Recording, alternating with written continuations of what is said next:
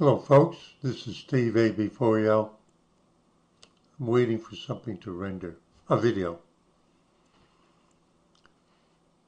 You know, nothing in this episode is a promotion nor is a recommendation.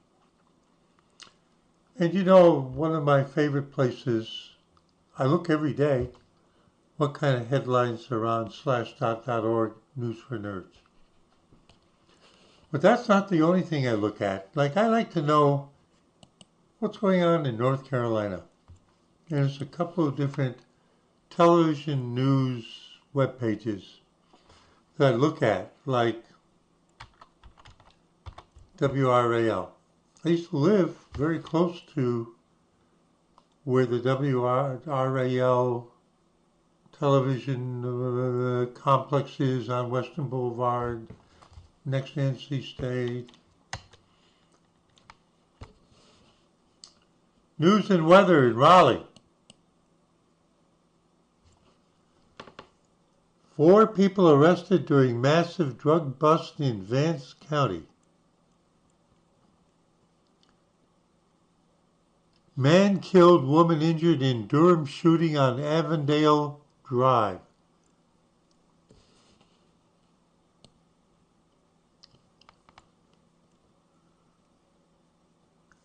This guy got stuck on his lift machine and the fire department came with their big thing and got him out. This lobster place is closing their brick and mortar downtown Raleigh in the food hall. There's a food hall. We can go a bunch of restaurants in there. They're going to do it from trucks.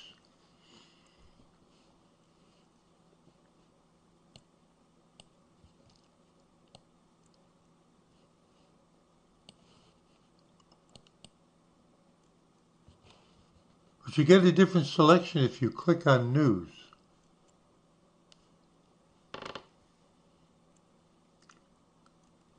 Gunmen kill at least 31 people in two separate attacks in restive southwestern Pakistan. Restive southwestern Pakistan would be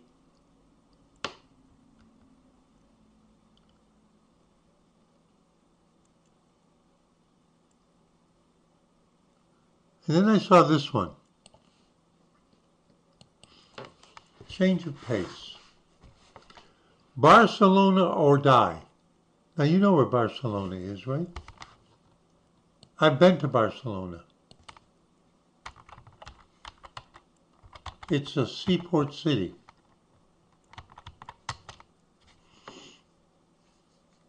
You see the cathedral? You see that one? It's famous. They've been building it for over 100 years. See how they're featuring it? When I was there in 1966, I would describe it as beautiful, impressive.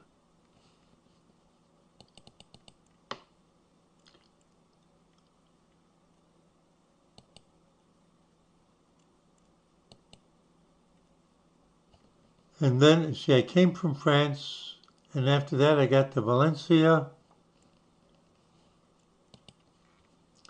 And then I took a train south of Madrid down this way to Algeciras, which is in Spain, but next to British colony Gibraltar.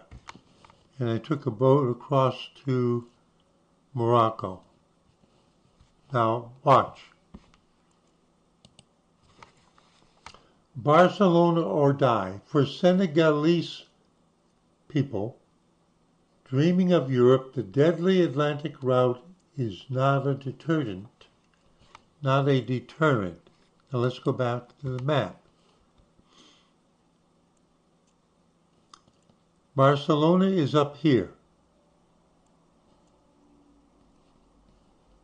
And there's a coastline on the Mediterranean, right? Down along this and through the Straits of Gibraltar.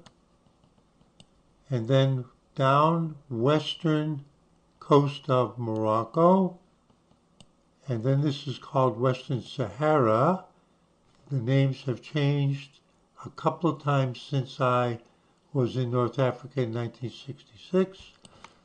When I was on that train trip going to Algeciras, it was on a train that had an awful lot of young Spanish Army soldiers that were on their way, like me, to go to Morocco and end up down here in what is now called Western Sahara, but then was called Spanish Morocco.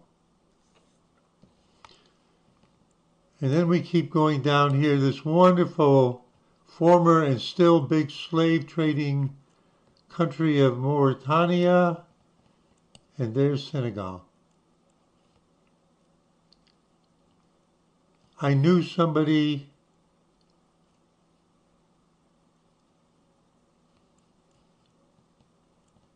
I'm not going to say it about Guinea-Bissau. And the capital is Dakar. So whoever they are that they're talking about in the article, they want to try to get by little boats. You know, like from Cuba to Florida, the boat people? You know, that's, I don't know, 30 miles? 40 miles? This is suggesting that there are people that want to get in little boats that can sneak up the coast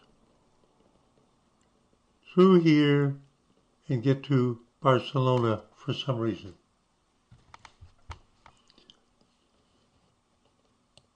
I'm basing this on the title of the article.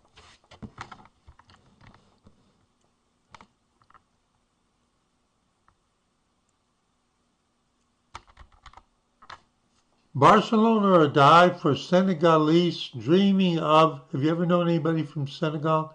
I knew one person. The deadly Atlantic route is not a deterrent. Now, I don't speak French actually, so this is Tiaroy sur mer. Sur mer means on the ocean. So wherever this is, this city, it's on the Atlantic Ocean. Salamba Ndiaye was 22 when she first tried to get to Spain, dreaming of a career as a real estate agent. Without her parents' knowledge, she made it into a small fishing boat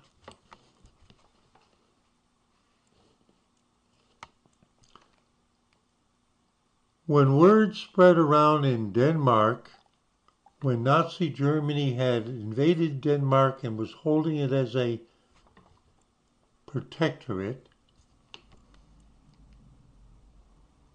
the orders came to deport the Jews,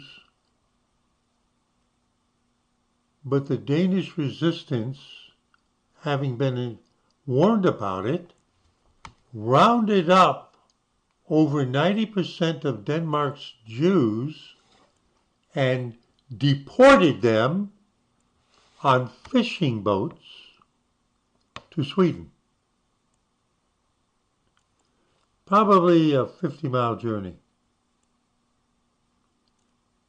Yeah, they hid them on fishing boats because Denmark is on the ocean and they have fishing boats. She made it into a small fishing boat known as a pirogue, but the Senegalese police intercepted the vessel before it could leave.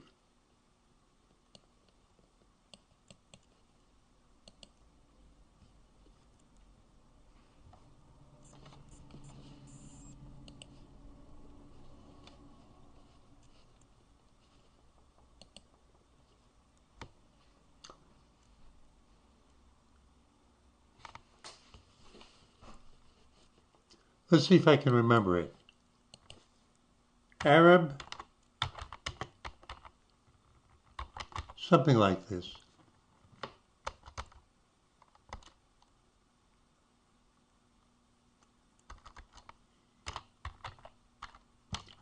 Small Arab boat.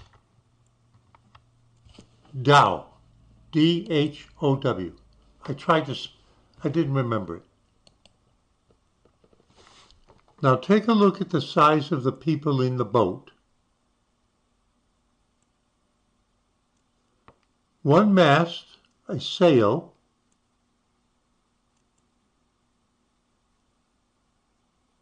can you see it? Okay.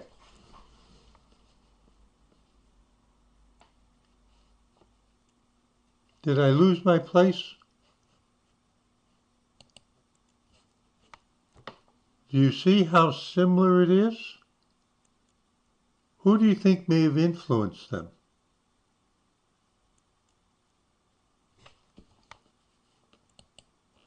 This one is near the islands of Zanzibar on the Swahili coast.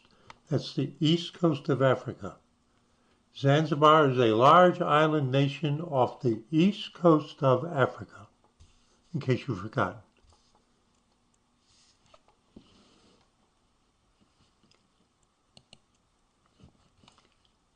So she was trying to get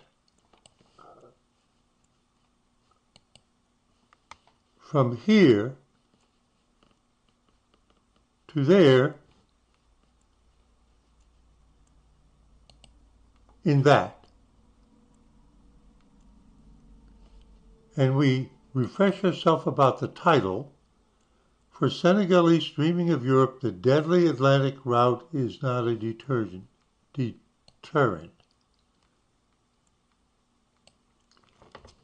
She was 22 when she first tried to get to Spain, dreaming of a career as a real estate agent. A year later, she tried again, successfully making it off the coast, but this time a violent storm forced the boat to stop in Morocco. So that suggests that she got in and got this far, somewhere here. Could have got through Gibraltar because this is the Moroccan coast up here, because the next country is Algeria. How do I know? Oh, I've been to North Africa.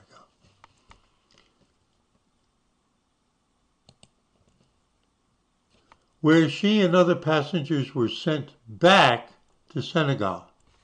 Despite her 2 failed attempts, the 28-year-old is determined to try again. Right now, if they told me there was a boat going to Spain, I would leave this interview and get on it. She is one of thousands of young Senegalese who try to leave the West African country each year to head to Spain. Fleeing poverty and the lack of job opportunities. Now, they haven't mentioned anything about her education or her languages. Most head to the Canary Islands. I'm going to help you out on that.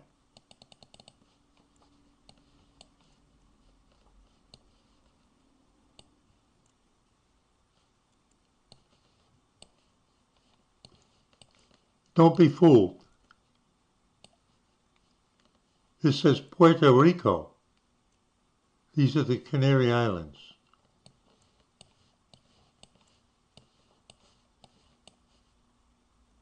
Okay? Do you get it? Have I ever worked somebody on the Canary Islands by ham radio? Sure, bunch of times.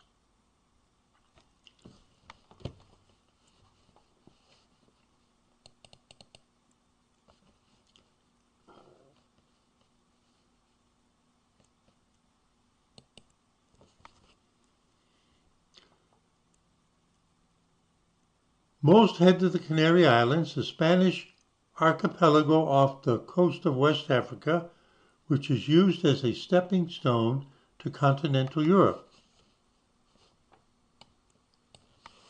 Since the beginning of the year, this would be 2024, more than 22,000 people, think of what's going on our Mexican-U.S. border, and now Canadian-U.S. border. More than 22,000 people have landed on the Canary Islands, 126% more than the period last year, according to the Spanish government. The EU signed a 210 million euro deal with Mauritania, right? This one right here, this is all desert. They only have a coastal city. What? You mean they might be a navy to go out there and intercept people? I haven't read the article this far. Let's find out. Earlier this year, the EU signed a 210 million euro deal with Mauritania to stop smugglers from launching boats for Spain. So they may be trying to get out of Mauritania also. They don't mean Senegalese, they mean Africans from the interior.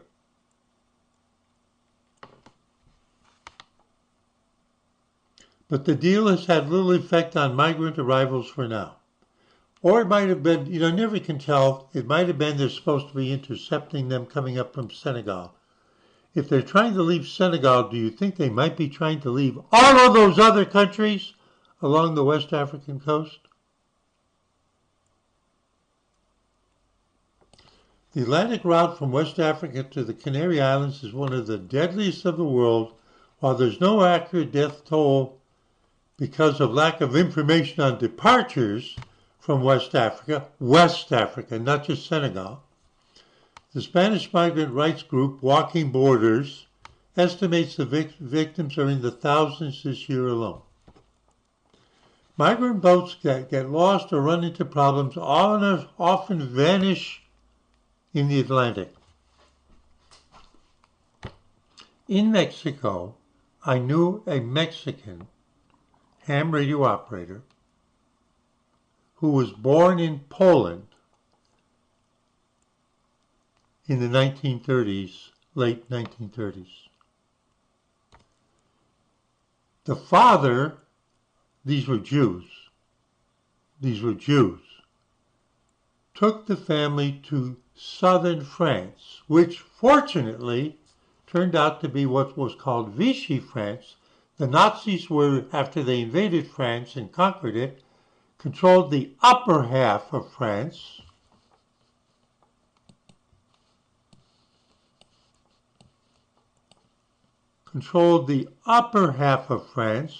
But then the lower half was still nominally under Nazi sympathetic French rule.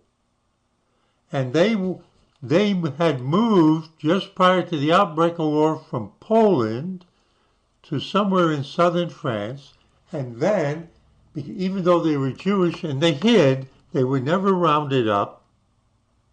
And after the war, with what money they had, this family wanted to get out of there and go to Cuba.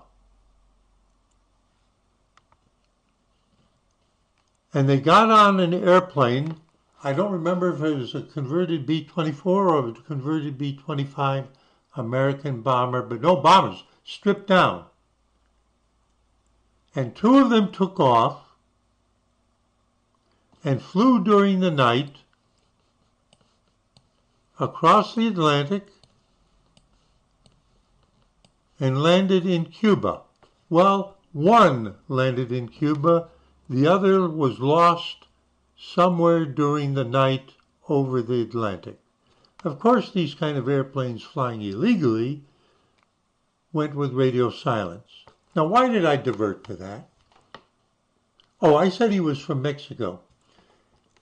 Eventually, somebody in their family was able to get to Mexico, establish himself, and then pay the needed $10,000 American per head to a future president of Mexico to allow the family to become Mexican citizens. If you think about what we're looking at, this story about the Senegalese gal, it's not so different.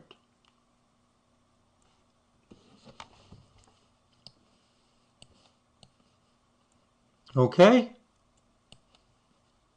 It's not so different.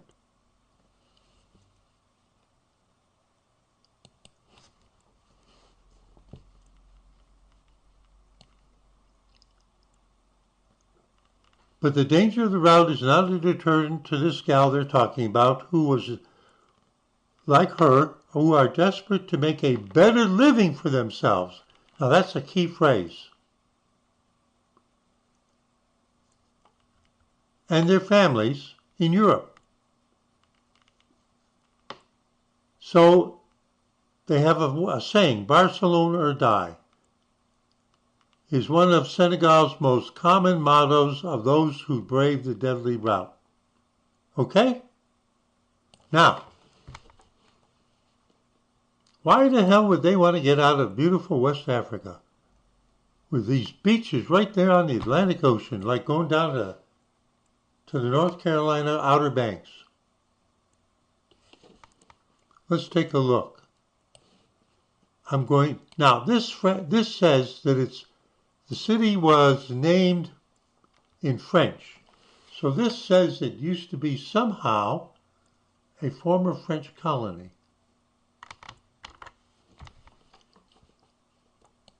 And there were a number of them in West Africa. And yes, I've known people from some of them. So why don't we go there?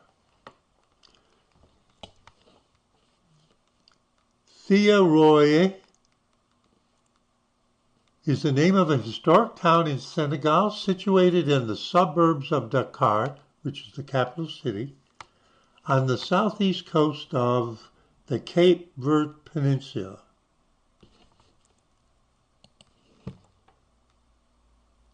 And there's the beach. Now, I always love this satellite view.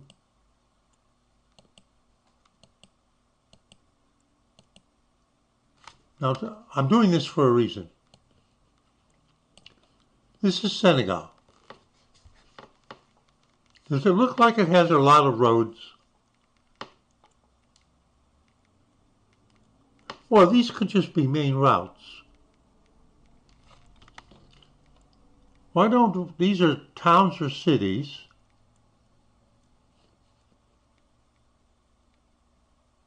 Oh, that's a mosque. There's some more mosques. Okay? And if we just go in straight like that, if we go in straight like that, if we go in straight like that,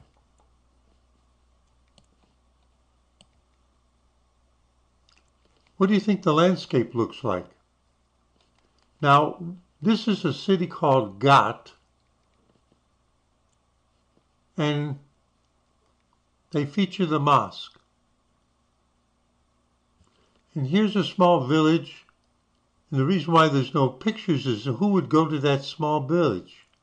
But you notice that in between, if you were to look at between Ramseur and Ashboro, you'd see a lot of houses, farms, gas stations, lots of little roads. We're probably looking at a land area the size of the Piedmont here. Oh no, that says 2,000 feet. Okay, so this is probably 100 miles. Right there, that view. So that's, okay? So that's like 2/3 of the width of North Carolina, or 100 miles north-south. Does it look like it's overpopulated?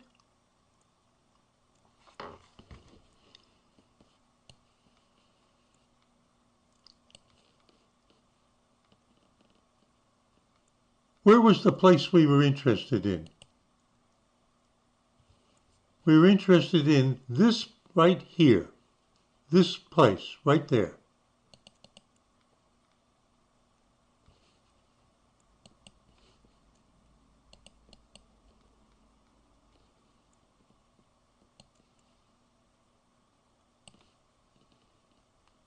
Let's just click on this intersection.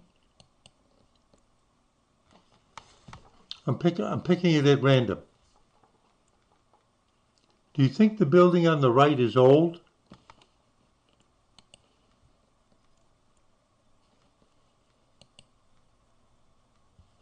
You notice the blur here? That's the camera looking back over the vehicle.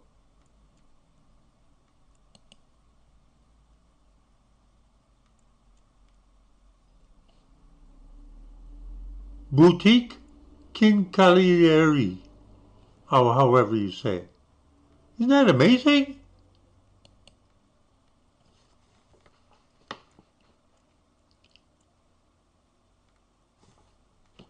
Do you see how the woman is dressed right there? What does that tell you?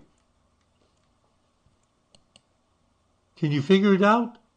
And look at the graffiti here. And look at the construction of this.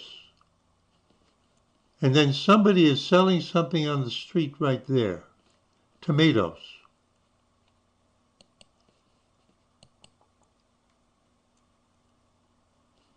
This person has a little bit more money.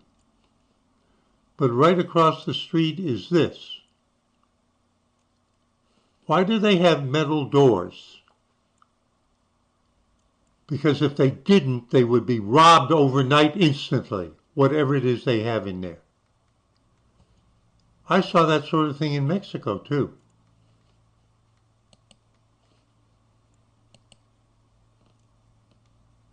It looks like you can drive on the streets. I see tire tracks, but this is sand. This building is owned by somebody, this one here on the left, this one here on the left is owned by somebody who's got money. Look at it, it's beautiful. It's got a French flag, or is that a Senegalese flag?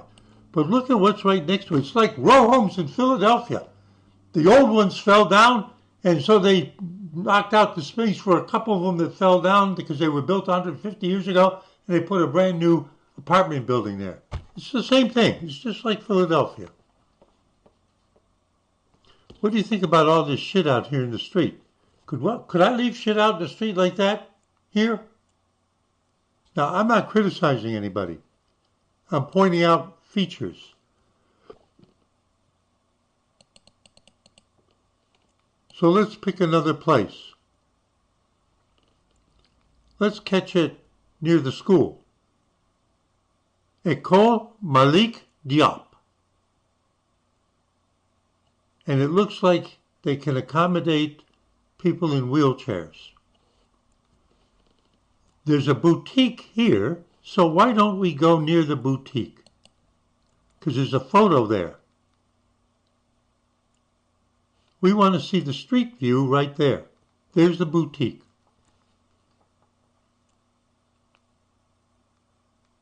So this was taken during the COVID era.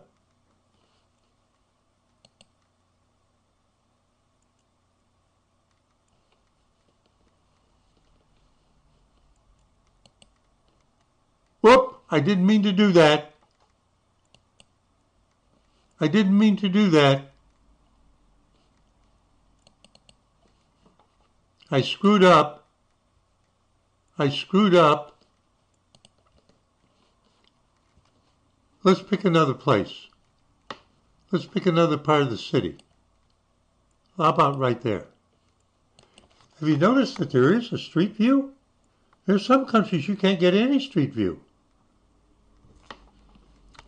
Let's take a look.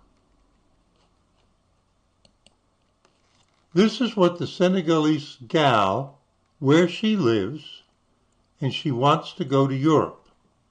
You know what Europe looks like. We're seeing what the capital city of Senegal looks like.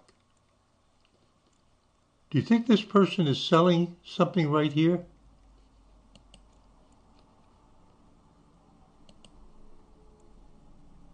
She's selling something from that table, and the person in here has got goods out here.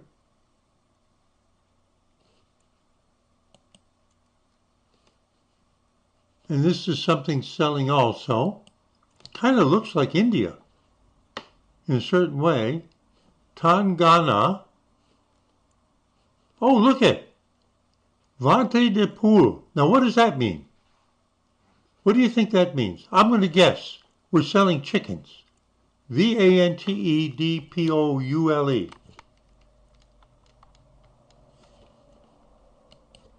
V-A-N-T-E-D-P-O-U-L-E.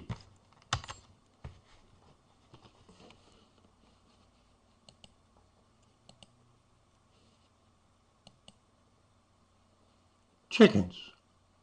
And it's in French. La ferme de Beaumont.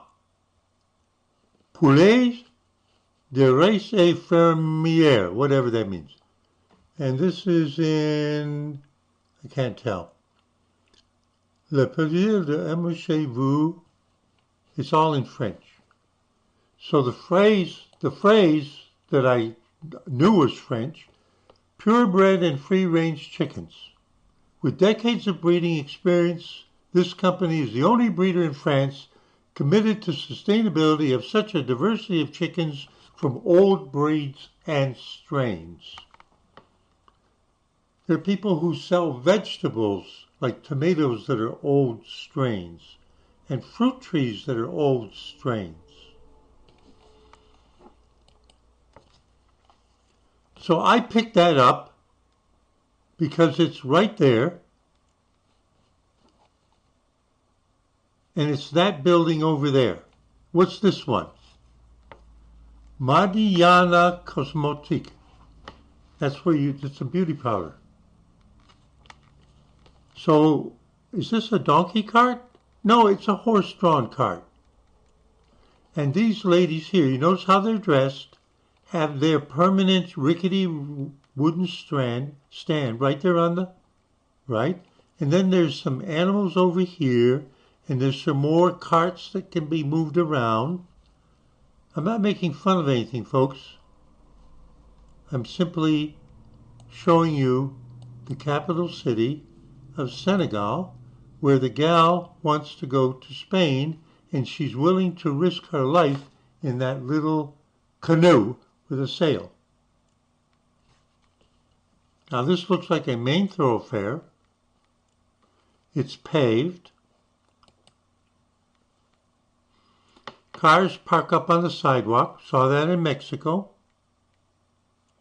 There's new construction with cinder blocks. In Philadelphia, in Germantown, I had a neighbor where he owned the laundromat at the corner, and I got to know him, and he was from Brittany, France. He had been in the resistance in the Second World War. In the United States, he came here. His father came too, he was a stonemason, and he worked for a company. He learned how to make those kind of cinder blocks. And his plan was to go back to France and start his own company making cinder blocks, because almost nobody at that time did it in Brittany, and I think he was being pretty smart.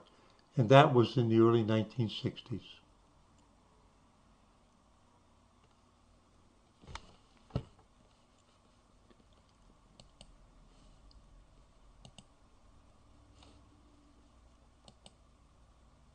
There's a horse-drawn cart.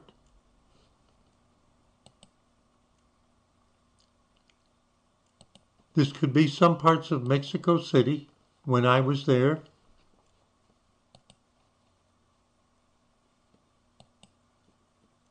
This could have been in Tunisia. Notice how the, all right, now we're just going to go, can we go down here? They went everywhere. Look at, everything's a little shop. So they don't have supermarkets. You got that? Did you understand why I just said that? Everything that you need on a daily basis is within walking distance. It used to be like that in cities like New York 200 years ago. Just like this. I don't mean the buildings were like this. I mean the way, do you notice? And she's carrying something on her head. Do you see that? And you notice that she's completely covered up. And motorcycles seem to be very popular. Look at the motorcycles here. It's like India. It's like India. There's a few cars. They're parked up on the wide sidewalks, but people are driving around like this. We see refurbished buildings brand new like this next to stuff like this. This is a major metropolitan area in West Africa. They're doing more construction. Now let me just say something. Can you tell the difference between the kind of construction they're doing here? And notice the donkey cart. See the donkey? You see the donkey? So they brought all of this stuff to build this wall or whatever, or maybe they're selling these. They might be selling them. They're willing to put them on the carts and get them to wherever it is you need them. Do you see the spare tires just sitting there?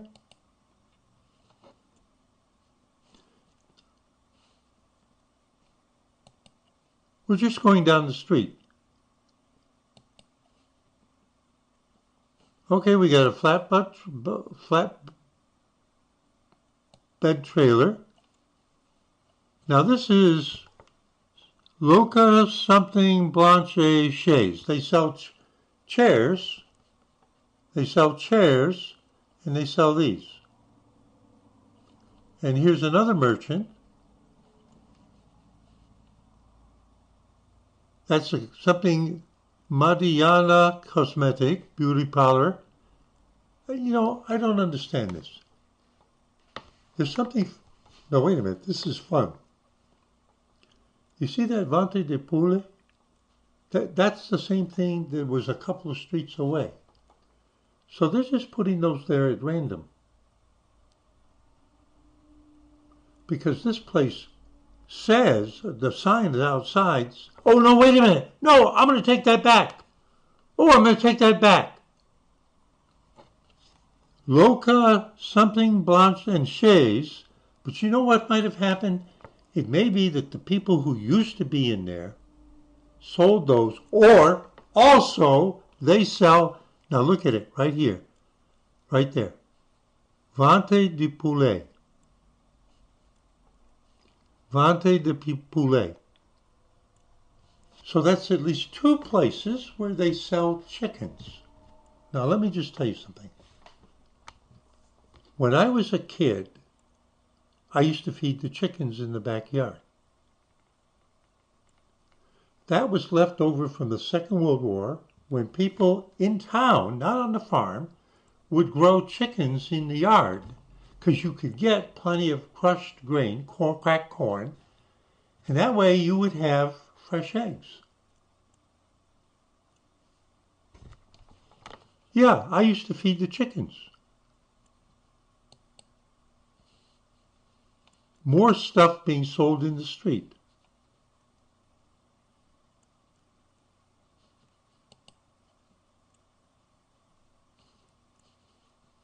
Old cinder block construction. These people have more money.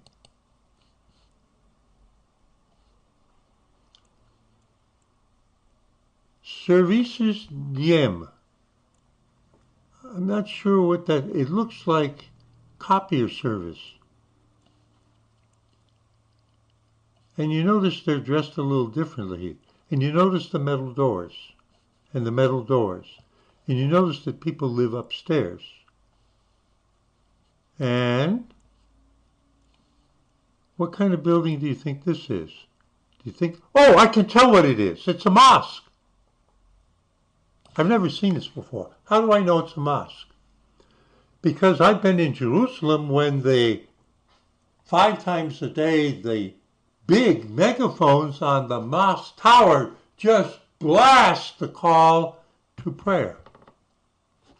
And you see the megaphones up there? This is a mosque. What do you think the principal religion of Senegal is? It's over 90% Muslim. So we're in the capital city. Now what do you think they sell here? Do you think these are paint buckets? Look at the horsey. We see cars and we see horses in the city. When I was a kid, there were still a few horse-drawn carts in my town. But they were in transition after the Second World War, where they converted the car car factories from war production back to, and people had saved up all their war production work money, salaries, because there was nothing to spend on it. And things like this were being rapidly displaced by cars and small trucks. Look at all the sand piles there. Do you think that the sand gets blown in from the desert? Have you noticed how much sand there is? We must be getting into a higher priced section of town following this road, just from the height of the buildings. But you notice everywhere we go, somebody is, and look at all the tires there, and there's more sand. And there was a bus there. Do you see how the neighborhood is changing? Do you see how it's changing? There's a sports field. All I did was pick a place at random and follow it for half a mile, quarter mile.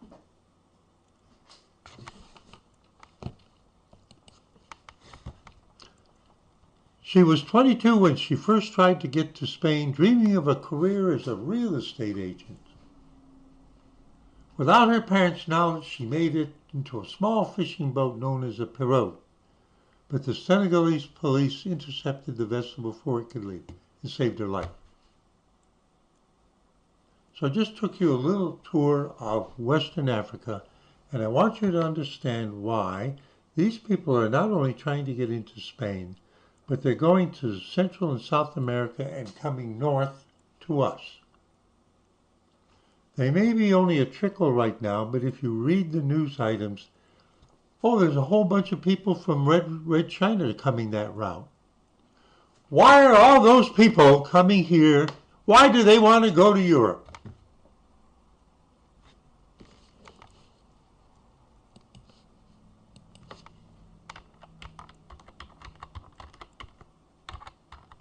Android phone service in, I haven't done this before, Senegal.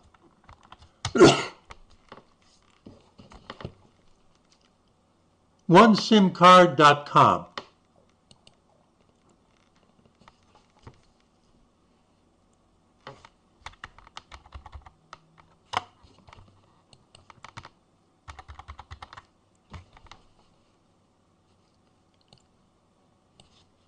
Looking for a Senegal SIM card for use for international travel in Senegal or other countries in Africa?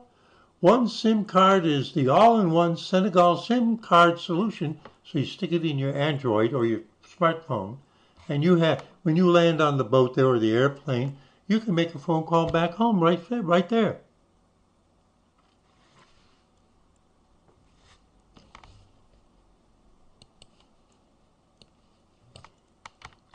Amazon in, I'm guessing at this, Amazon delivery in Senegal. Yes, Amazon ships to Senegal, but delivery restrictions may limit access. In some cases, people in Senegal may use international delivery services like Colaspack and myus.com to help them with the process. Oh, look at this. The secret behind Amazon package delivery in West Africa. New York Times, 2019. I'm jumping around, but I'm teaching you something. New York's informal network of couriers with roundabout shipping routes. In a building on West 147th Street, mail carriers know apartment 1A. I have never read this before. Boxes arrive at all hours, ordered from websites around the world. Throw pillows, diapers, car parts. The true recipients are 3,800 miles away. Every few weeks, Miss Wade stuffs her luggage with goods and hauls them across the Atlantic to the people who actually made the purchases, customers in Dakar, Senegal, in West Africa, who pay her a fee.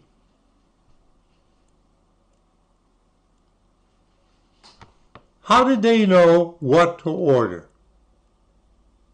That's why I showed you about the SIM card and stuff. You've seen what it looks like in the streets. Do you think they don't have the internet there? This proves they do. Miss Wade, a former car saleswoman, and she may very well be from Senegal originally,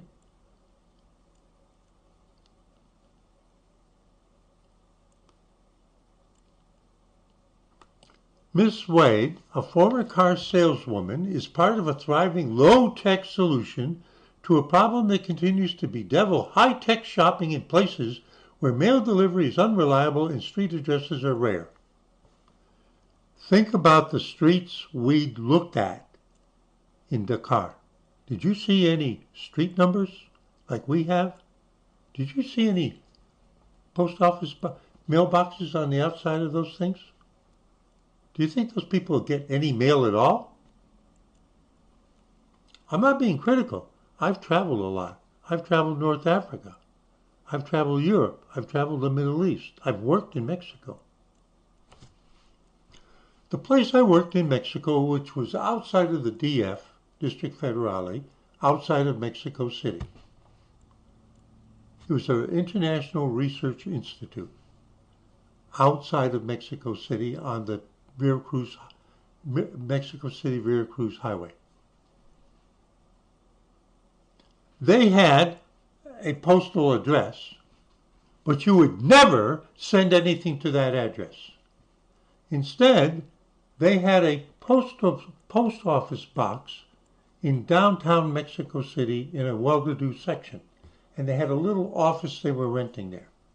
And every day, somebody drove from the Research Institute way out there on the highway into Mexico City to go to the post office and collect the mail, and then drive it back out there. Why would you do that? There's postal delivery everywhere, except if I mailed a letter, like I did, to that institute, to the Mexico City address post office box, it would get there in 3 days or less.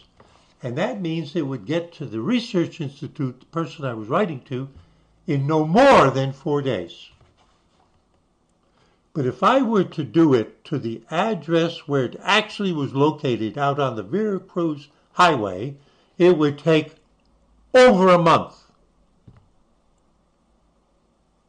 But the distance between the two is 20 miles. Did you get that? Now think about what you saw on the streets of Senegal, Dakar. It's not a criticism. I just compared it to Mexico in 1991.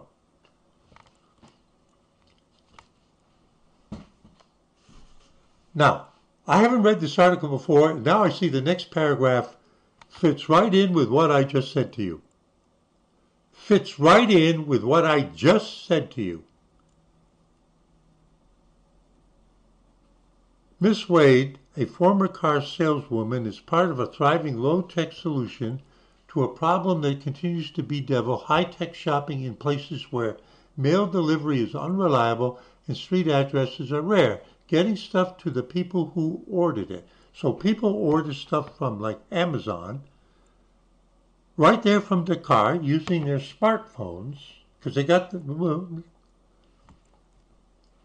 the roundabout shipping route is an attempt to solve what is known among logistics professionals as the last mile issue. Now, what did I tell you about the difference between how soon it takes the mail to get to a P.O. box in Mexico City as opposed to if you mailed it to an address 20 miles, 10 miles outside of the DF, out on a highway? And it would take a month. The last mile issue. Same thing. Getting imported online goods into Senegal can be fairly smooth, but the final stretch is where things sometimes go awry. Now, this woman is also known, like her, are known in Senegal and other French-speaking countries as GPs. I brought up the fact that This used to be a French colony. The term, many people say, has its origins in an Air France policy that offered family members of the airline employees a reduced fare called gratuité partielle, partially free. The GPs would often bring hard-to-find goods home from abroad for friends. So what did they say? I work for an airline. I'm a stewardess. My mom wants to go to New York, and she gets a 10% fare. She's able to pay for the ticket by shopping for everybody else on the street because she's going to New York. And she'll bring the stuff back. They'll pay her and give her a tip. It's the same thing. Have I known people who did that? Have I met people who told me stuff like that? Oh, yeah. Today, GPs have formed their own cottage industry, charging fees as little as $8 a pound for some bulk items, more for other things like cell phones and computers. Do you think you could find a cell phone for sale on one of those streets that we showed you? Do you think that picking those streets out at random I was biased? Or do you think that what we saw was typical of the entire city? Except for, now, I was a ham radio operator. I used to go to the Federation meeting, and there was a guy there that lived in a place called Tabla Rosa.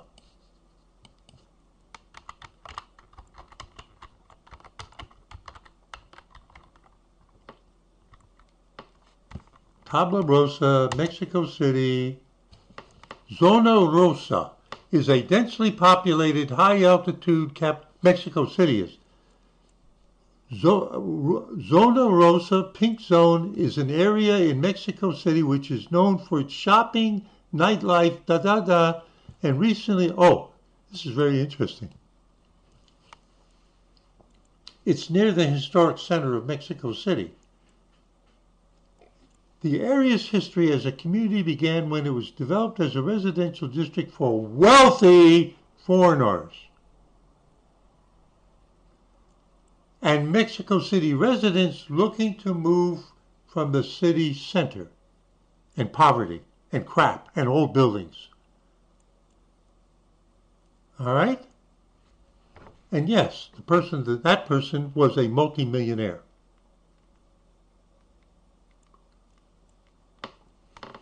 When I talk to people here about the Mexicans I met when I was in Mexico, I can see the look on their face. Because a lot of the people I'm talking to come from small villages with donkey carts when they were kids. And the people that I met, one guy owned, like Dollar Generals? He owned a whole bunch of them around the city.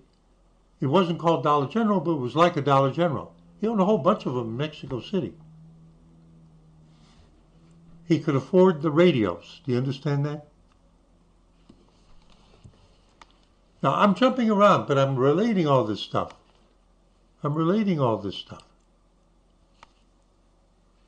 So, you're crossing your fingers that you'll get these items home safely and nothing breaks and nothing gets stolen, Miss Wade said. I like the freedom of it. You're making your own schedule. So she's a go-between.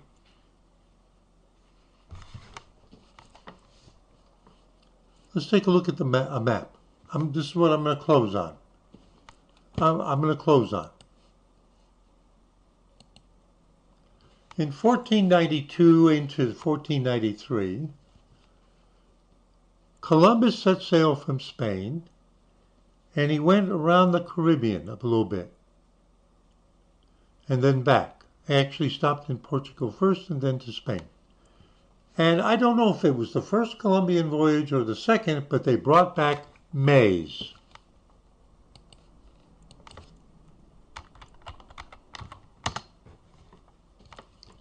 You know what that is, right? You know what that is, right? Because it was unknown in Europe. So we'll say that it was brought back to Europe in 1493. Now, how many years did it take before maize was being grown in China. 20 years. 20 years.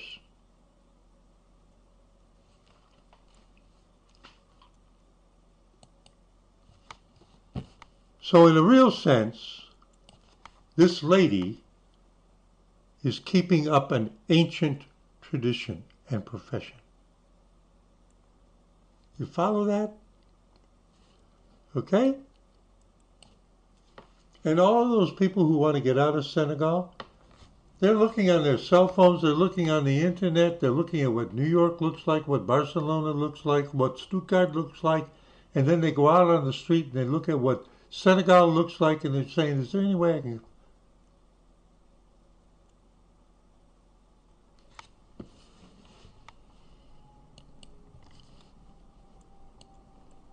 I hope you've enjoyed the journey with me. I've called on things I have seen in people I have known to interpret this story on WRAL News. Steve AB4 out, just enjoying it. I thought nothing about this surprises me, and it makes me smile that there are people who are daring, saying see you in 73.